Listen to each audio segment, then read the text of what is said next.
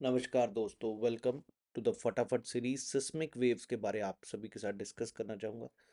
इस पर भी नॉर्मली यूपीएससी बार बार क्वेश्चन डालता, आपके सीडीएस में, एनडीए में, सीएपीएफ में, हर पेपर में आते हैं क्वेश्चन इस पे। अगर मैं सिस्मिक वेव्स की बात करूं, जिनको आप अर्थक्वेक वेव्स कहते हैं, दो कैटेगरीज में बांटते हैं जी। One is body waves and other is surface waves. If I am talking about the body waves, the one which blow, जो बॉडी के अंदर चलती हैं, तो बॉडी वेव्स बेसिकली दो प्रकार की होंगी। पी वेव्स जिसको प्राइमरी वेव्स कहते हैं, और सेकेंडरी वेव्स जिनको हम एस वेव्स कहेंगे। दूसरी होती हैं सरफेस वेव्स या रेले वेव्स, क्लियर है जी, जिसको आप लव वेव्स भी कहते हैं। तो सरफेस वेव्स जो सरफेस के ऊपर चल रही हैं, they are the most destructive waves, right. 99% question CB UPSC ने पूछे हैं पी वेव्स और एस वेव्स के ऊपर, जो कि बॉडी वेव्स है। आइए जरा उन चीज़ों को समझते हैं। बेसिकली दो प्रकार की होती है, हमने बात कर ली। They are generated due to release of energy. कहाँ से? अर्थ के अंदर, आपको सभी को पता है, जहाँ से एनर्जी रिलीज होती है, वेव्स रिलीज होती है, उसको कहते हैं हम फोकस, या उसको कहते हैं हम हाइपो सेंटर, राइट। यहाँ से एनर्जी रिलीज होगी, और जो सबसे इसके बिल्कुल परपेंडिकुलर ऊपर पॉइंट है, उस चीज को कहा जाता है एपी सेंटर। क्लियरली सबसे ज्यादा इफेक्ट अर्थक्वेक का इस जगह पर पड़ता है, एपी सेंटर पे, याद रखिएगा जी। तो बॉडी वेव्स जब यहाँ से रिलीज हो रही हैं, the one which reach the first on the seismograph, we call it as P waves. जो थोड़ी देर बाद पहुंचेंगी उनको कहेंगे एस वेव्स, राइट। और ये जो रिलीज जब हो रही है यहाँ से waves, they travel in all directions, ठीक है जी, travelling through the body of the earth, hence we call it as body waves. Body waves interact with the rocks and generate new set of waves called as surface waves. These waves move along the surface. Now, if I talk about the features of seismic waves, the velocity of waves changes as they travel, right? Solid liquid gas में अलग अलग speed होगी, जितना elastic material होगा उतनी ज़्यादा speed होगी। और सबसे ज़्यादा इलास्टिक आपको जान के हैरानी होगी, ये फिजिक्स का कॉन्सेप्ट है, दैट इज सॉलिड। सबसे ज़्यादा इलास्टिसिटी सॉलिड में होती है, तो और डायरेक्शन भी चेंज होती है as we go from this thing. So let us understand body waves, जिसको हम पी वेव्स और एस वेव्स में बात कर रहे हैं। याद ये रखना, primary waves are called as longitudinal, the first to achieve, so they are the fastest ones, right. ये याद रखिएगा, दे आर लॉन्गिट्यूडनल। लॉन्गिट्यूडनल आपने मेरे साथ फिजिक्स में भी पढ़ा होगा, जहां पर कंप्रेशन है, रेयर फ्रैक्शन है, फिर कंप्रेशन है, फिर रेयर फ्रैक्शन है, उस चीज को क्या कहते हैं हम? Body waves. याद रखिएगा, they propagate parallel to the propagation, तो उनको हम कहेंगे क्या? लॉन्गिट्यूडनल। तो पी से लॉन्गिट्यूडनल।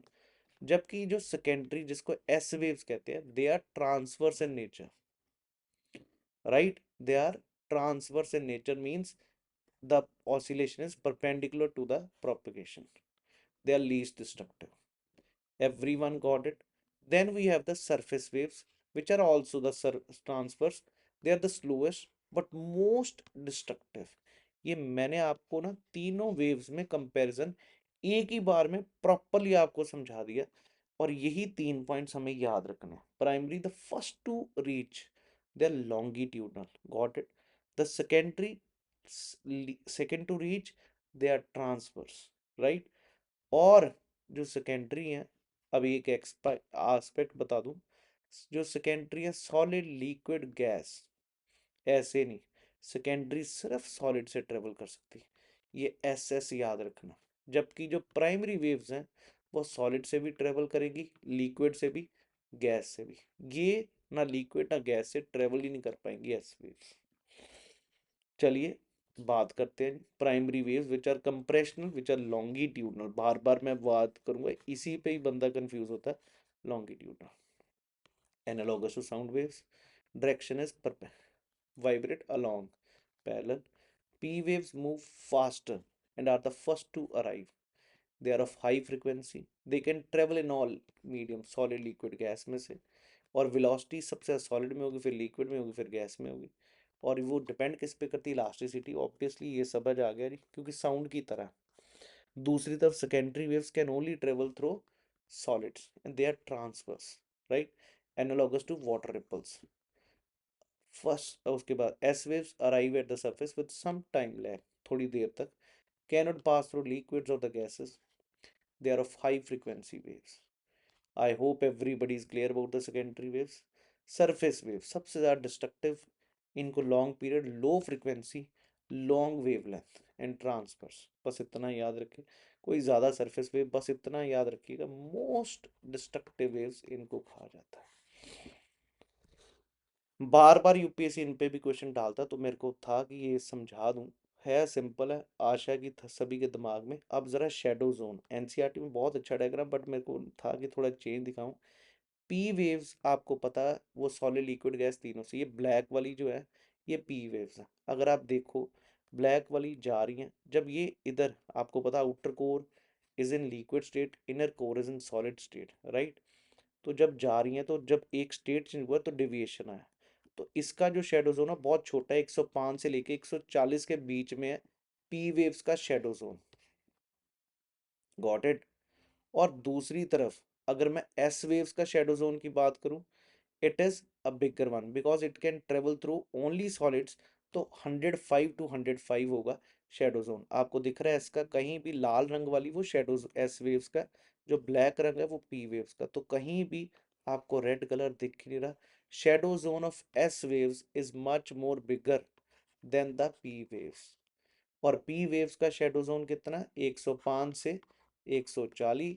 और दूसरी तरफ एस वेव का शेडो जोन कितना, 105 से 105 तक। So bigger one is S wave shadow zone. ये आपको यहाँ से पूरी तरह क्लियर हो गया। ये चीज़ हमें समझ नहीं थी। इंटीरियर ऑफ अर्थ को आप अच्छे से समझ सकते हो through what, through the P waves. Let's check out the CDS 2021 question. They are similar to sound waves. P waves के बारे बात करें, नॉट करेक्ट, बिल्कुल ठीक है जी ये तो। They can only travel through solid and materials, that is wrong, because solid liquid gas तीनों से ट्रेवल हो सकते हैं। They are the first to arrive at the surface, that is also right। so answer here should have been the B option in this question। Next बात करते हैं, P waves move faster and the first to arrive at the surface, that is right. ये NDA का question है जी 2023 का। P waves travel through gaseous liquid state, ये भी ठीक है। Seismograph beyond 145 degree can record the arrival of P waves। P waves have maximum area under its shadow zone, that is wrong because S wave का ज़्यादा बड़ा shadow zone है, 140 से 140, 105 से 140 यहाँ तक, 105 से 140 ये P waves का।